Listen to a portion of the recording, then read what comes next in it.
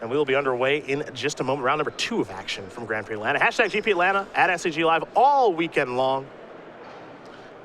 And I know there's other arguments for best uncommon in the sense. I know a lot of people will say Rolling Thunder. I've heard Halmar Tidecaller mentioned as another possibility. A lot of people like that card.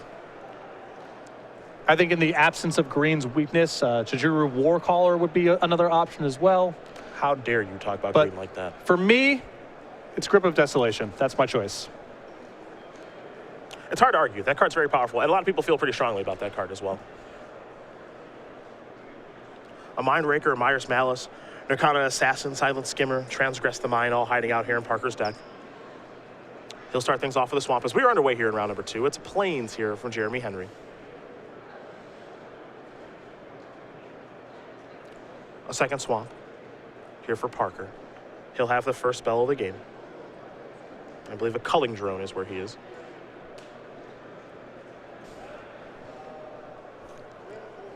So Henry's deck here, a little bit disjointed. It's a red-white deck, definitely errs on the aggressive side, as you imagine a red-white deck would do.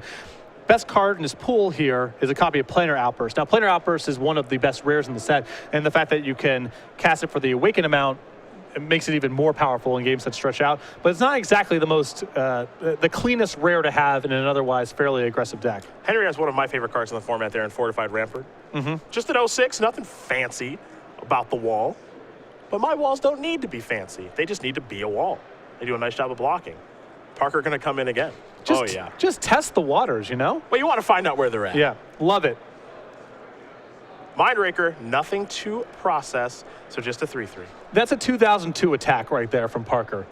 That's just going back and just test the waters. That's a 2015 attack for me. I don't see it that much in 2015. I saw a lot more in 2002. Just see what's up. Just see what's going on. I'm happy to get in there and then get my Creature Shear dropped. Yeah. Whatever.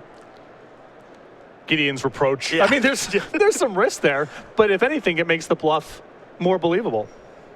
We have a gold card. We have a Munda Ambush Leader.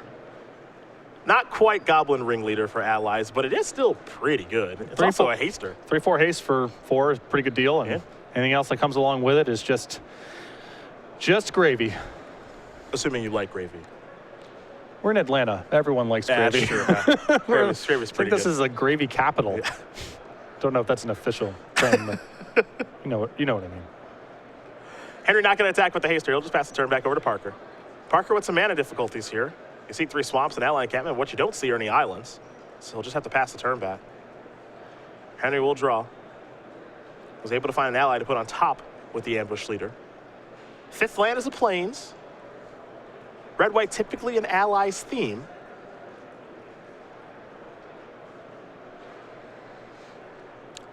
Red-white can also be more of a late-game removal and awaken style deck. Henry in the middle of those two things.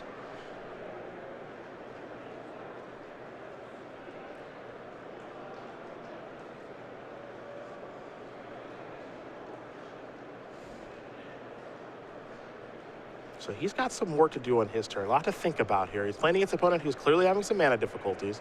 Here's Core Blade Whirl. That's going to come in, grant first strike. That'll also trigger the Ambush Leader. So again, look at the top couple. You can put an ally on top if you got one. The rest will go to the bottom.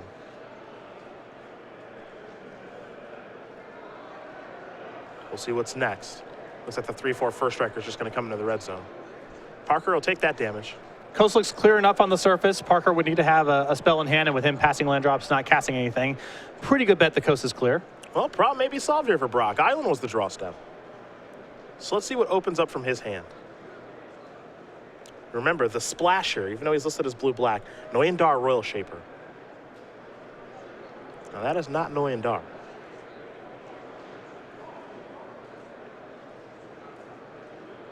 That's a dampening pulse. Brock with 2 of these in his deck. Creatures your opponent control get -1/-0. So some of you may remember this as Cumberstone or Jace Architect of Thoughts +1. And this is a card where I've heard varying opinions. At the minimum, everyone I've talked to feels that this card is good. There's some people who think this card's a borderline bomb and that some cards just cannot play in the face of it. It should be very good against an aggressive deck. Got a close side look out here. That is an ally. Oh boy, there's a real ally theme here with Jeremy Henry's deck. That's going to find a Resolute Blade Master. That's going on top now. This is a lot for Parker to overcome. Now that Dampening Pulse is nice, giving creatures -1/-0. So this will be an attack here for 2 first strike. Downside of the Blade Master here, takes a little bit out of the sting of your first strike ally, but True. the upshot is now you have the double strike ally. Also true. And Jeremy Henry has the necessary mana to pump the squad right now. So Parker's just going to take 2 as Blockman Mindraker. He could just pump and then lose it. So damage will come across. Parker's going to fall down to 15. Follow up. Ah, yes. The Great Horn.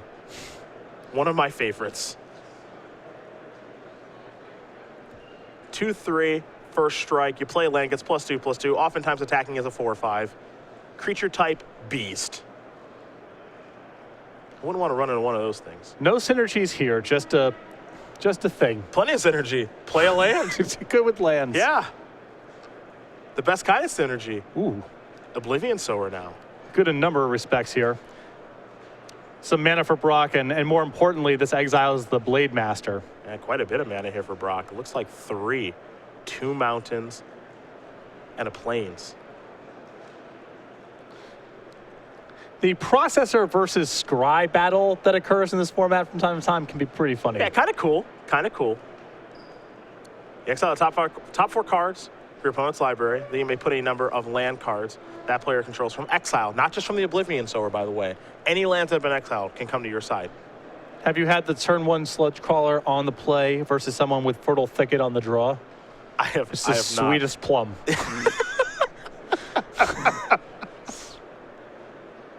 A juicy peach, since we are in Atlanta. Yeah.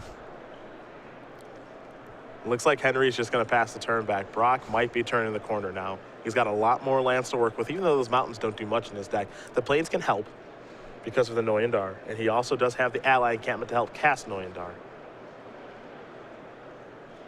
Just doesn't appear as though he has Noyandar in his hand yet, though it looks like Brock may have a copy of Scatter the Winds in his hand. And one thing I really like about Limited, counter magic. Makes you just feel safe. Especially in a format where people are casting 7 and 8 mana spells pretty regularly, even the beatdown decks with Awaken or whatever bombs they have on their top end. So I think that Scatter the Winds in draft, again, sometimes the game can be a little bit too fast, same critique of Grip of Desolation, but sealed, games are going to look like this a good percentage of the time, and it's an incredible insurance policy.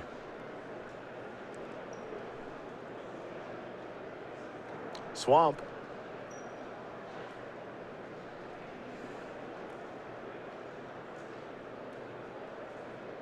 Pass the turn back. As we mentioned right at the top during the pregame show, and we will be harping on this quite a bit, you're not going to see very many fast games this weekend. You're going to see long, drawn-out affairs like this. I mean, take a look at the first card that Jeremy Henry played, an 0-6 wall. That's how we started off the action. Yeah, that's the kind of game we're looking to play. We're looking to play longer games, get to Eldrazi, get to big cards, get to allies that have large effects. And you can see Henry definitely has a lot of raw power in his pool. Yes. And his deck is synergistic, but there is a bit of an identity crisis here. The 0-6 wall does not pair all that well with a curve of allies and then trying to attack. Whereas Brock's cards all feel like focus for winning the control battle. So Brock here has blunted Henry's early offense. The Damning Pulse very good to that effect and just his quality blockers. Whereas Henry has this weird mismatch of beatdown and control.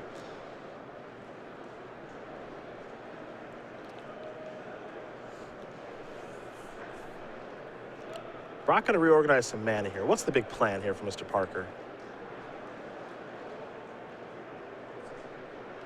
A little Awaken action on the mountain. A little divination action here. Yeah. He's looking to draw some cards with Coastal Discovery. A lot of players like this card. Seems great to me in sealed. Yeah. Assuming the sealed format isn't all that fast, I'm happy to pay 4 mana for a draw 2, and Awaken is just more juice when the game slows down. I think we can tell this format's not all that fast, can't we? Given how this game's playing out. It's rare. Henry's deck, for example, definitely can get some fast draws, but it's not going to be consistently the case. See if Henry can kind of come back from this. He's in some real trouble, it feels like, right now, though.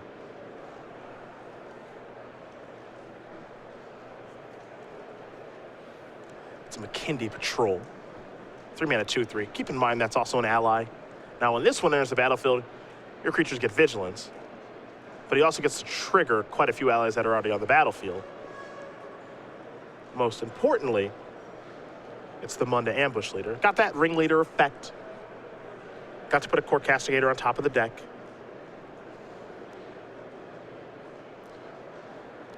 And given how long Munda has been in play here, I think Henry really would have been well served taking some notes. He's hitting the point where he knows his draw step for the remainder of the game. Now we're going all the way through now. Now other allies can muck this up, but he's going to be hitting the point close soon, if he hasn't already, to where he's on a rotation from the earlier cards he put on the top of his deck. So knowing that information ahead of time is very valuable. Onto Champion, another ally. Court Castigator still on top of the deck. I think there's that Grip of Desolation you talked about. Yep. Powerful removal spell there from Parker. Now, one thing to note about that card, it's powerful, but it's also an instant. Oh, yeah. Yeah, this card is excellent. In games like this is an incredible insurance policy. Brock also taking him off of double red there. Mm-hmm. Important because Rolling Thunder is a thing. I think that's something that you're always wary of. You know, Henry's got a million planes and only 2 mountains in play, so the decision's not that hard, but if you can cut your opponent off of double red, that's a specific reason to do so. Yeah. Transgress the Mind. See what's going on over here. Stone Fury, aha! A Planar Outburst strategy, huh? So Jeremy Henry's got some interesting things going on in his deck. He wants to play a little offense with those allies, a little defense with the Fortified Rampart, a little board sweep with the Planar Outburst. Smite the monsters as well. Yep. There's also a Stone Fury in the hand. Transgress the Mind, another card I like in sealed. Planar Outburst is definitely the highest card in terms of raw power here, but Henry is quite a ways away from being able to play it with the Awaken cost, and Brock also has enough Awaken in his deck that he may not necessarily care about it. He's going to leave the Planar Outburst over there. Yeah, I think Henry, if he resets the board, Brock is up so many cards right now that he has a huge advantage. Smite the Monster is down, by the way.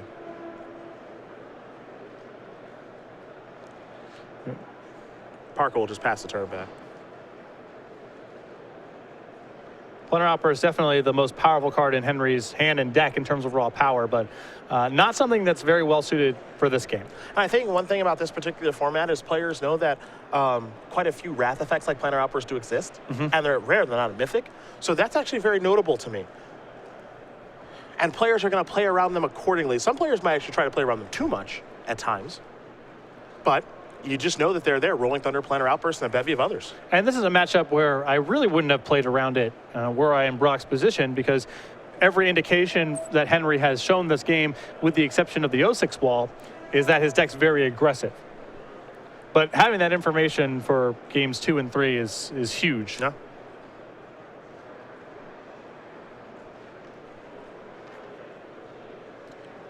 So Brock feels, excuse me, as though he's got a pretty firm grasp on this game. Both players kind of in a stalemate here, but Brock's the one with the more relevant spells at this point. Now here's an Eldrazi. I believe that's the breaker. I believe. No, he's actually going to be doing some processing here, so excuse me. Let's make sure we know exactly what card that is. Brock actually even taking a second look. And it's actually Umal's spoiler. So 6 mana 5/5 enters the battlefield. You may put 2 cards your opponents own from exile to graveyard. So process 2 cards. There's a battlefield 4+1/+1 counter. So he's got a 9/9. One thing to note about this particular Eldrazi, however, no trample. No. But it may be large enough where Parker can finally get on the offensive. Sure.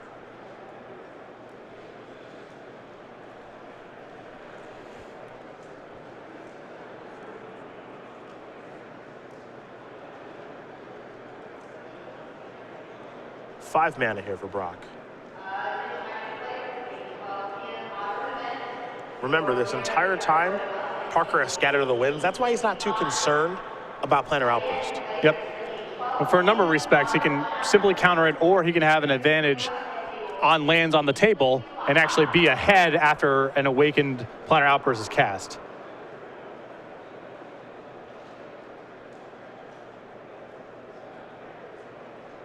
Parker going to put some more counters on that Awaken land, up to 7 now.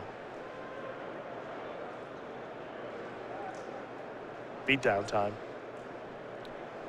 Do not get a clear look at it, but I'm assuming it was a Clutch of Currents. Yep. And remember, you don't have to wake up a new land. You can continue to add counters to lands that already have counters on them. Well, this appears as though what he's done. And he bounced the Undo Champion, which takes double red. Yep. Can't be recast here from Jeremy Henry at this point. It's also just the most power of any of the threats on the table. So in terms of Henry trying to offer up a gang block to try to get one of these large threats off the table, it makes it the most prohibitive.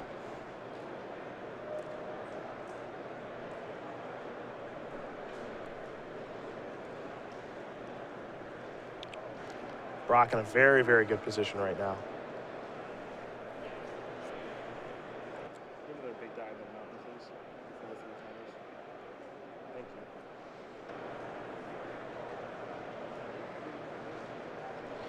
And Parker getting this land up to a 7/7 rather than trying to spread out a little bit, because now he has 2 attackers that are larger than the 0/6 wall. So any blocks going on here from Henry are likely to be chump blocks.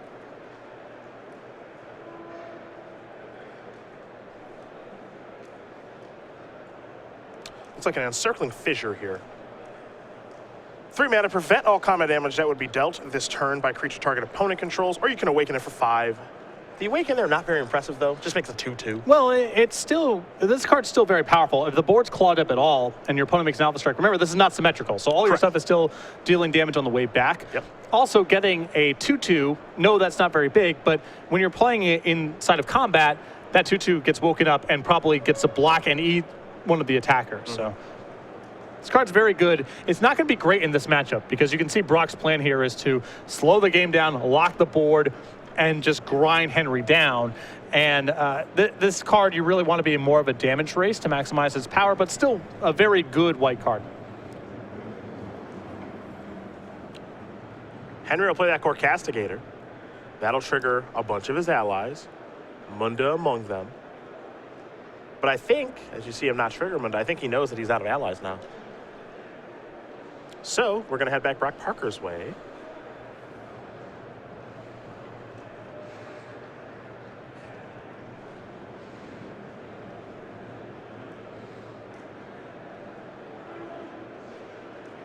Brock going to start by attacking with the 2 big creatures again. Just continuously putting Henry to the test because these creatures are so large, we're going to see double, triple blocks, and removal spells can work their way into the equation to be a blowout, all sorts of stuff like that. And Dampening Pulse makes things even more complicated. Oh, yeah. It's so hard for Henry to offer up blocks that make any inroads on the board here. Yeah, that's the big one. You see the board here for Parker. He's got the Mind Raker out there, the Culling Drone, Oblivion Sower, the 2 large creatures there in the 7/7 land, and the Eldrazi attacking. But what you don't see, just a little bit under that clock there, is the Dampening Pulse, giving all of Jeremy Henry's creatures -1/-0. So now Henry has to make these really obscure blocks. Look at all the creatures that are getting in front of that Awakened land, and might require them all. Henry's in a spot here where if Brock has anything to blow up this block, he's going to lose the game anyway. Yep. He doesn't exactly know what's going on in Parker's hand, but all of his creatures are of approximately the same value. So you might as well just put everything there. Let Brock kill whatever he's going to kill. It doesn't matter all that much, but try to make some inroads on the board. The problem here is that Parker is doing this just off of a land that he's grown up while generating value from other spells. This land represents very little investment, and Henry's going to lose some valuable assets trying to get this land off the table. You think about it, that mountain, that's not even in his deck, it's in Jeremy Henry's deck. Yep. Got that from the Oblivion Sower. Now he's using it against Jeremy Henry. It's going to take down a bunch of stuff. Sure, he'll lose that mountain, but it did some real nice work there. And all Brock is trying to do here in this situation, he's just trying to kind of clear that board out so that then cards like Mind Raker and Culling Drone can actually start attacking. Yep. It's going to take a while to get to that point. Yes. Henry's at 20. He can chump block for a while or just take some shots, but Parker is starting to exert some leverage here. You see Oracle of Dust. For a man who grew up playing with sea snids, this has to feel like quite the luxury. They don't make them like they used to. It's a 3/5, which is already enormous. That's about as big as a creature gets, really. And then it has a power, too. You get to put a card an opponent owns from exile into that player's graveyard, draw a card, and discard a card. You get the loot. Yeah, This is basically. Are you kidding me? This is the best card I've ever seen. Are you kidding me? What's Henry even supposed to do here? Just would call for a deck check. It's like, this can't be real. The power of Oracle of Dust. Sea Snid. Ugh. Happily played a Sea Snid. Proudly. Wasn't even the 23rd card. Might have been the 13th card. Right. Retreat to Emiria is here. Now we have seen this make some waves in Constructed for a player like Sam Black. It can be very, very powerful, can the 4-mana enchantment. But Parker doesn't appear to mind too much. He'll let that resolve. Now we're going to head Brock's way. He did activate that Oracle of Dust on the end step. Get the loot there. Again, remember this entire time he's had Scatter to the Winds in hand. Just waiting.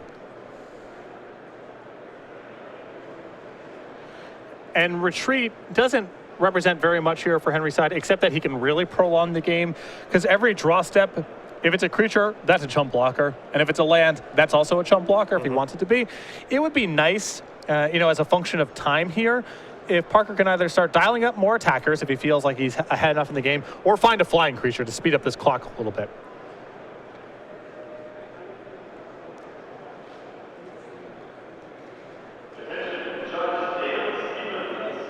Here come the beatdowns.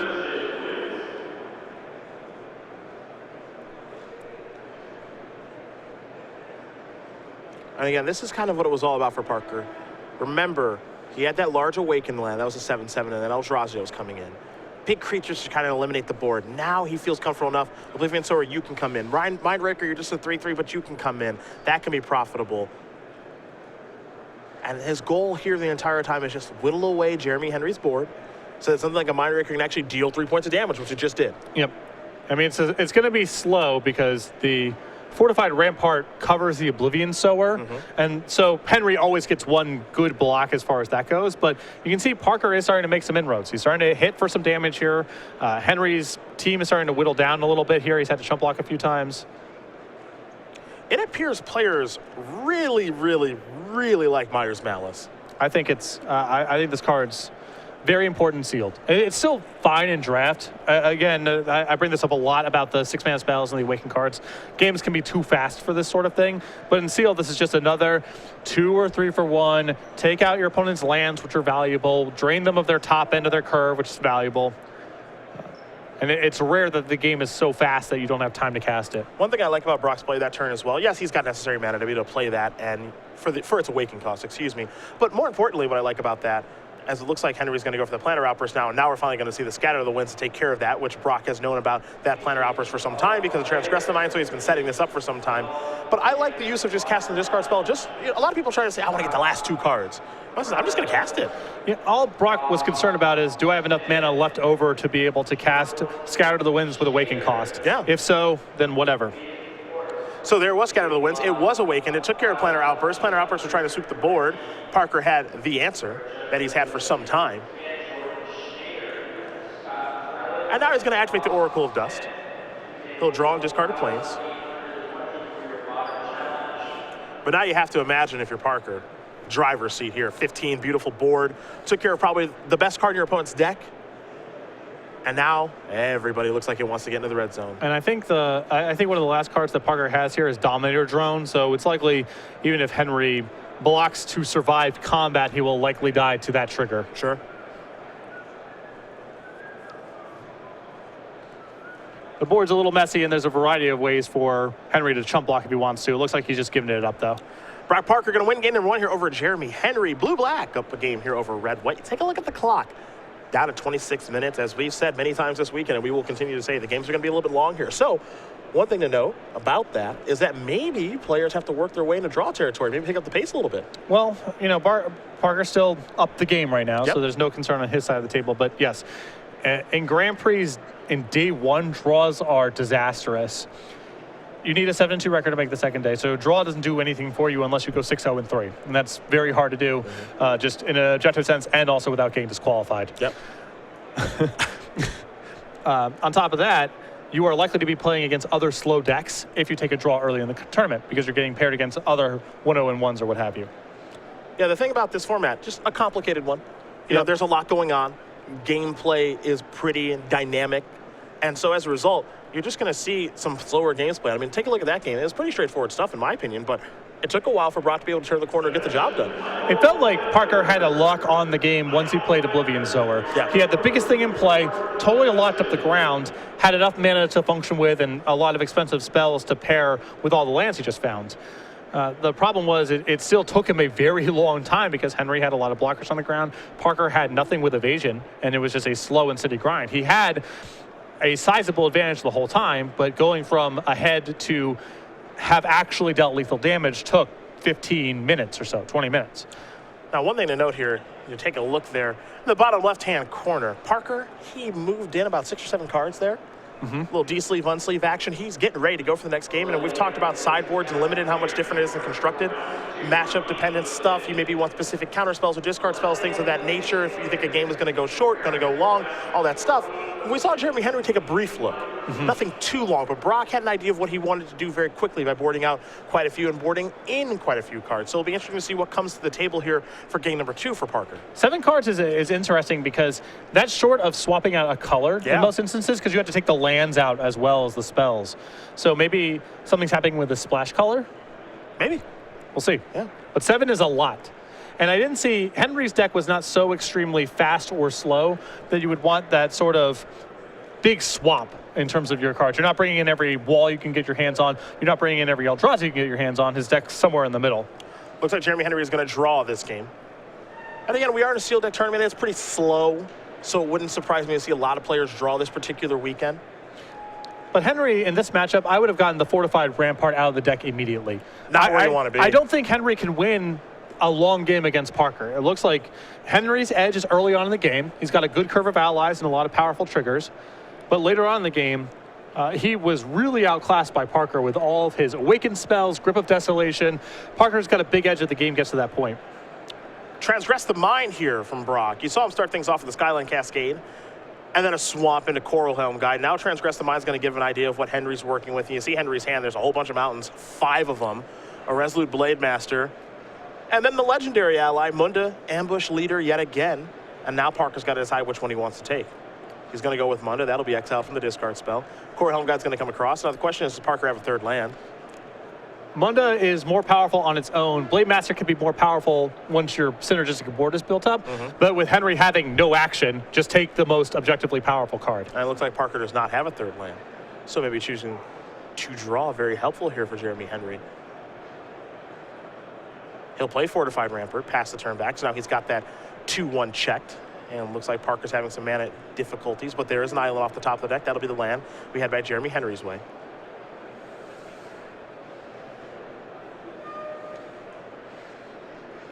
Four mana.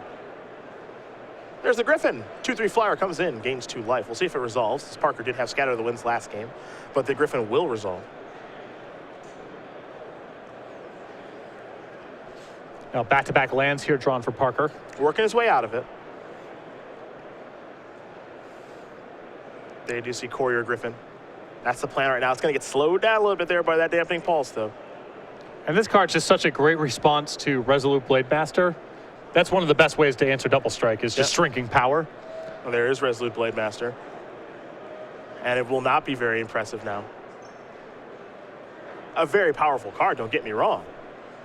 But not all that impressive now on this board. Here come the beatdowns for a whole 2.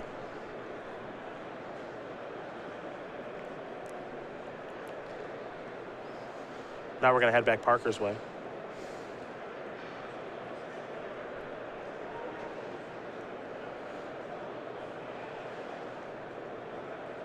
Four mana.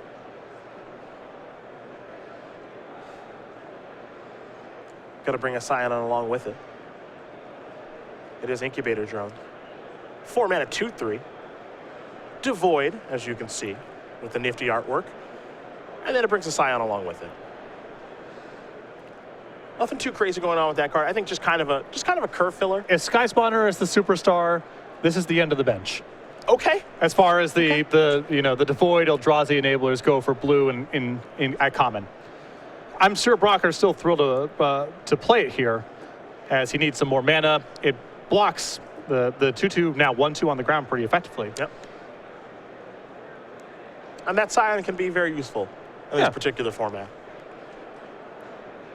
Especially with Henry just really light on action right now.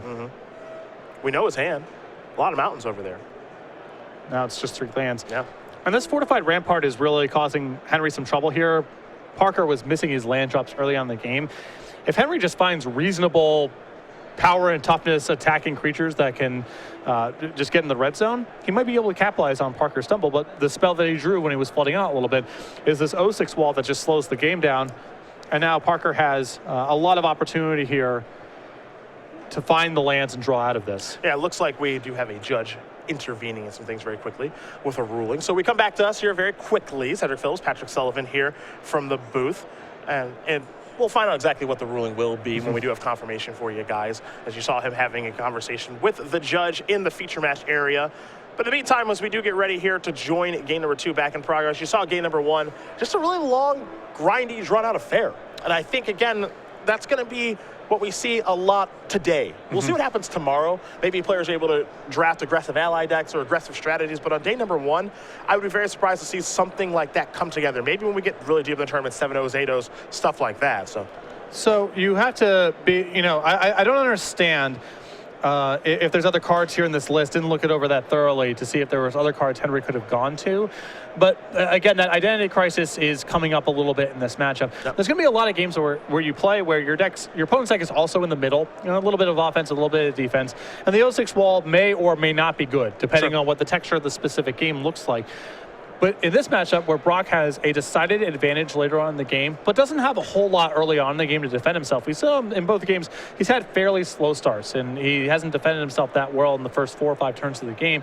It's so important for Henry to be on the offensive early on. And, that's where, again, the sideboarding comes into such a critical thing, because I think Henry needed to take out some of these more late-game cards. Even if he has to play cards that are lower power level just to leverage his early advantage. Because once the game slows down, Parker, I think, has an inevitable advantage. Hey, you got to figure out which role you are, right? The matchup, Yeah. are you the control deck or are you the aggressive deck? It's much more pronounced in constructed Magic, but for limited Magic, we saw how game number 1 played out, and I think if we have a long, drawn-out game like that quite a bit, I think that goes to Parker. And for example, in Henry's sideboard here, he's got 2 copies of Lava Step Raider and a McKinney Slide Runner. I think Fortified Rampart's a more powerful card than either of those cards are in Sealed. But in this particular matchup, I would have given it a once-over and tried to see if there's a way to take out the most defensive cards in the deck just to get a little bit more early offense. I would have also probably taken the play and just tried to focus the deck that way. Sure, fair enough. Yeah. Well, we're going to find out exactly what does happen. Now, we have a very interesting ruling taking place right now. Apparently, one of Jeremy's cards, Jeremy being the opponent of Brock Parker, got shuffled into Brock's lap.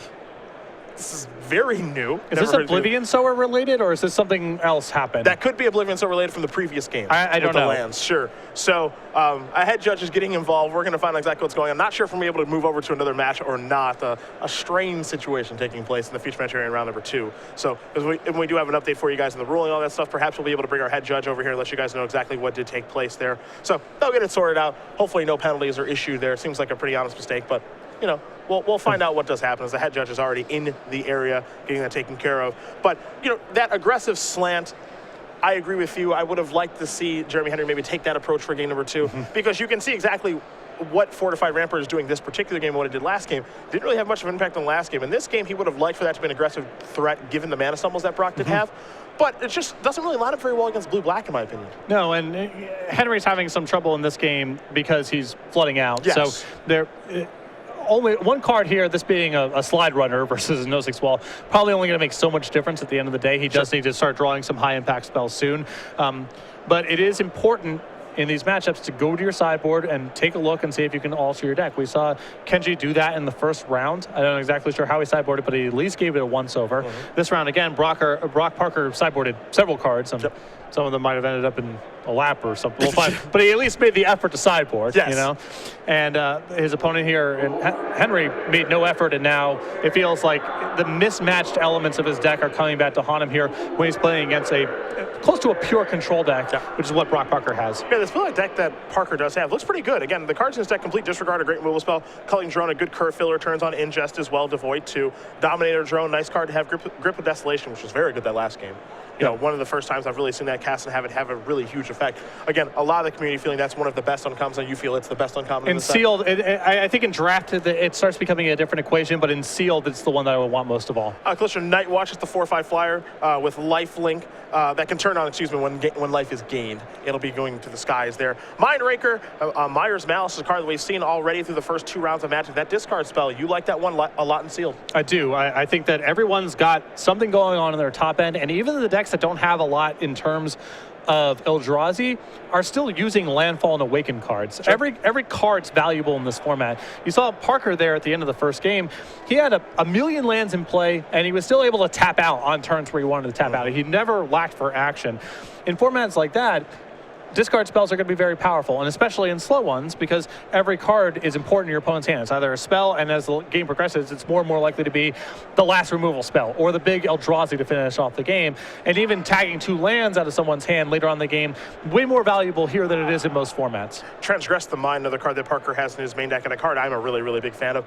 Basically for the same reasons that you mentioned with Myers Malice, but just discard seems to be pretty good in this format, and being able to discard cards that are 3 or more and actually exile them, which is important for processing, that's a pretty big deal. Being able to just pinpoint that card. We saw in game number 2 where he took a Smite the Monstrous, saw that his opponent had a Planar Outburst stand, was able to play around that accordingly. We saw that kind of unfold at later stage of the game, Scatter the Winds, got Awaken to take care of the Planar Outburst, and just that information, and we're working in a format where the spells are very big. Transgress the Mind seems very good. To me, it's a card that has a lot, it fluctuates a lot between Sealed and Draft. Yeah. I've been talking a lot about how the speed of Draft makes it different from Sealed. You do play against aggressive decks in Draft in a way that you don't really do in Sealed. And those discard spells swing a lot in value. Transgress the Mind, using your second turn on that, rather than playing somebody to the board against someone who's trying to curve out against you, can be problematic. You also feel it when you draw it on turn 10 and everyone's hand has been played out. In Sealed, both of those scenarios are a lot less likely to be the case. It opens up the window for discard to be viable longer in the game, and you are going to be tagging your opponent's bomb a good percentage of the time as well. So I think Transgress the Mind in Draft, you can play it, you can cut it, you can side it in a lot, whatever. I think if you're black and Sealed, you just want to have that card in your deck. Blue cards in Parker's deck: Clutch of Currents, obviously a very good one. Coastal Discovery as well. 2 copies of Dampening Pulse. Been impressed with that so far. Again, that Copperstone, the plus on Jace Architect Thought, just -1/-0. You don't think of it very much as an effect. You know, you're not really going towards that effect for Constructed Magic, but when you think about maybe Mono Blue Devotion and how it used Jace Architect Thought, and how Esper Control during that time used Jace Architect Thought, -1/-0 in those decks, it had an impact on attacking, and that's much more pronounced and limited. Yeah, and I really like the 2 copies of Dampening Pulse in this deck. Yeah. It's not a card that you're cutting from your decks, but Brock's deck does feel built around it. He is trying to slow the game down. For him, that card's probably going to save him quite a bit more damage than even something like a 3/3 for 4 is going to. And once he slows the game down, because of cards like Grip of Desolation, Oblivion Sower, even some other cards that you may not necessarily think of being late game bombs, but I would put Coastal Discovery on that list as well. When the game drags out, that's worth a whole lot of cards. It further locks down the board, and Parker's Dampening Pulses help him get to that stage of the game.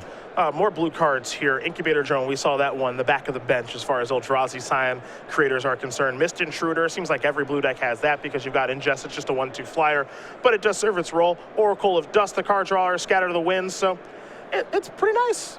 It's a pretty nice one here. So we do have an update for you guys on our head shows ruling. It looks like it's looking at extra cards for Brock. I believe that brings a warning along with it. Yeah, but it's not a game loss penalty. Yep. So I believe after it does get all cleaned up and all that stuff, we'll be heading back down to the match here in just a moment. So looking at extra cards, as the head judge is ruling in that situation. And I believe more action going to be on the way. So a weird, funky situation, but the head judge of this tournament, I believe, Toby Elliott with your ruling there. And you can see when we were down in the pit there, before we came back to the booth, there was a little bit of panic on Brock's face, because sometimes those discrepancies, depending on what the judge interprets or what the exact ruling can be, that could be a game loss or even potentially worse, given on the particulars. But looks like nothing too serious happened there. Just a warning for looking at extra cards. As long as it doesn't happen for the rest of the tournament on Brock's side, it's basically just in the past. Sure. Well, back down to the feature match area we are going to go. and we will watch this game continue here. And we'll update you on the board, especially if you are just joining us. Cedric Phillips, Patrick Sullivan here, Grand Prix Atlanta on Brock Parker's side. He's got some lands on the battlefield. You've seen Oblivion Sower. He's also got the Coral Helm Guide, 2 copies of Dampening Pulse, and then Incubator Drone. On Jeremy Henry's side, he's coming in with the Coral Helm, with the Griffin, not the Coral Helm Griffin. It's a Courier Griffin. Fortified Rampart, bunch of lands, and a Resolute Blade Master. But the biggest problem here for Henry is that Dampening Pulse, just making his creature so small. Yep, and now the Coral Helm Guide is going to be allow Parker to use his mana to punch the Oblivion Sower through the Fortified Rampart if he's feeling so inclined. For Parker, it's another copy of Dampening Pulse. This is not a lot of fun to play against. I don't want to call this a lock necessarily, but we're pretty close. Henry is going to struggle to play through this. He does not have a lot of 3 power in his deck. No. Fortified Rampart's going to be able to jump in front of Oblivion Sower, but we're going to head back Jeremy Henry's way. Now, Planar Outburst was the draw. That could be very useful. Don't know if Parker has Scatter the Winds in hand. It's always nice to be able to draw that Wrath effect. Yes. Maybe reset some things. That said, one card that's not going to go away with the Wrath effect are those Dampening Pulses. Those stay.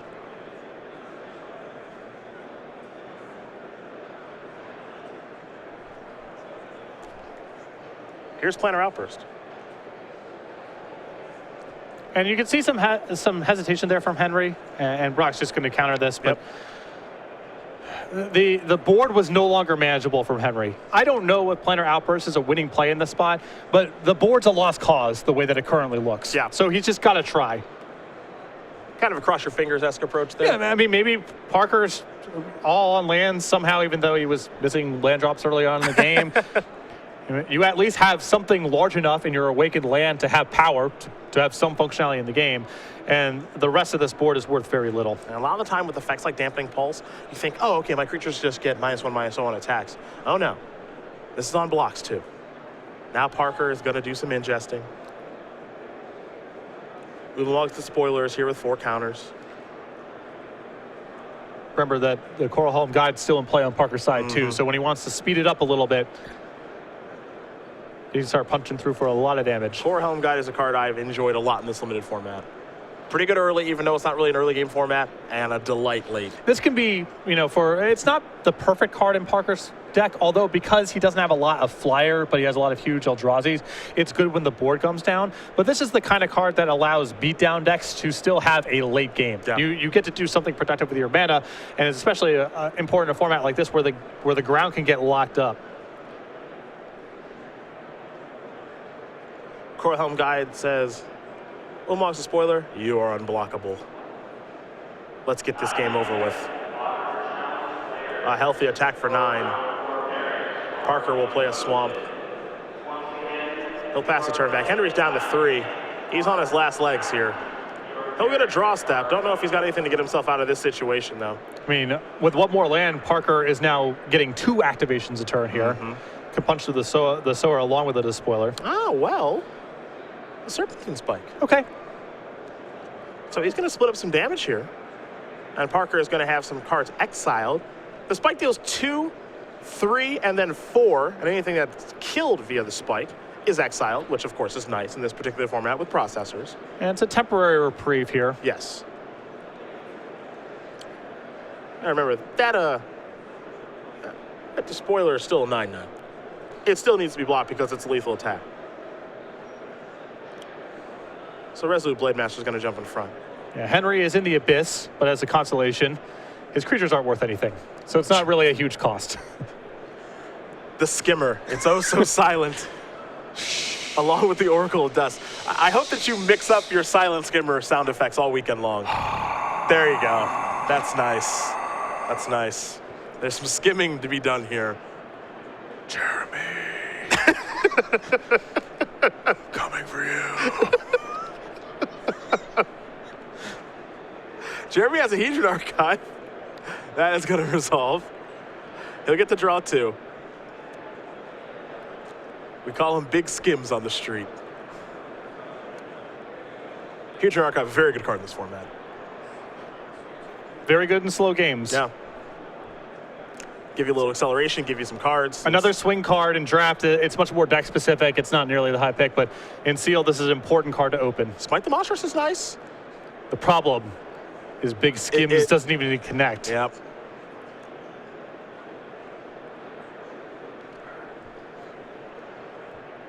See what Brock has now. He's going to tap some mana. He's going to activate the Oracle. It took care of Void Winnower. That's placed in the graveyard. Now draw this card here for Parker.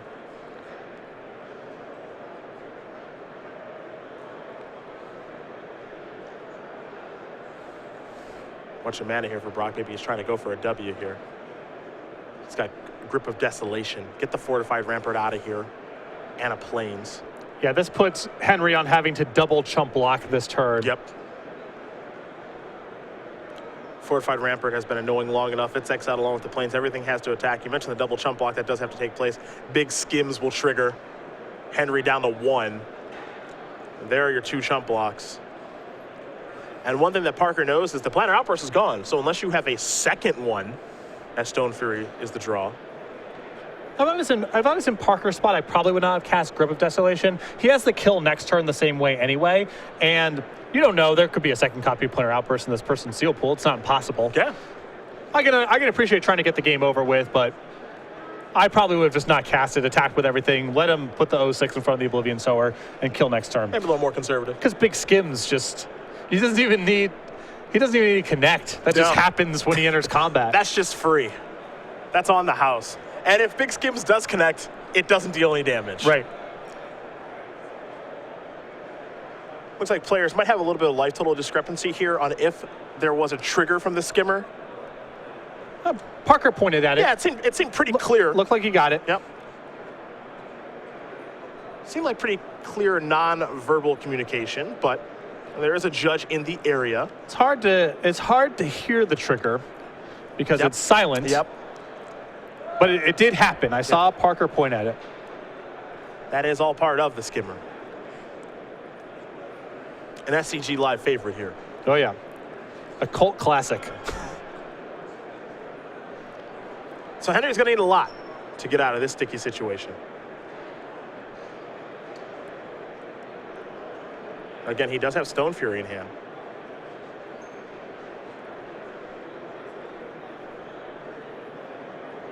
Not quite sure the rest of the contents. Looks like there might be an Ondu Greatheart over there. Henry just trying to see if there's some way for him to double chump block. Yep. Again. Kill Big Skims. Yeah. There's the Greatheart. Pass the turn back over to Parker. Does not look good.